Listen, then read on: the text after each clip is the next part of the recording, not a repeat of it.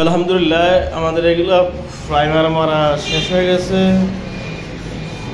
তো আপনাদেরকে যদি দেখাই প্রাইমার মারার পরে মাশাআল্লাহ এত সুন্দর ফিনিশিং চলে আসছে, আপনারা এইভাবে ইউজ করতে পারবেন যদি আপনারা চান।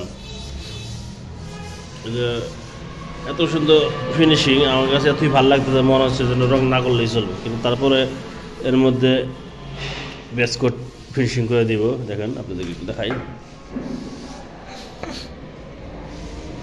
এগুলো হচ্ছে আমাদের প্রাইমার মারার পরে কমপ্লিট। প্রাইমার মারার পরে আমরা মূলত প্রায় 24 ঘন্টা থেকে 48 ঘন্টা মিনিমাম এটা শুকানোর জন্য সময় দিই।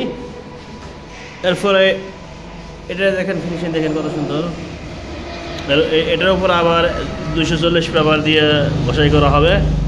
তার পরবর্তী দিচ্ছে আমরা আবার নেট ফিনিশিং অথবা বেস কোট করে দিব।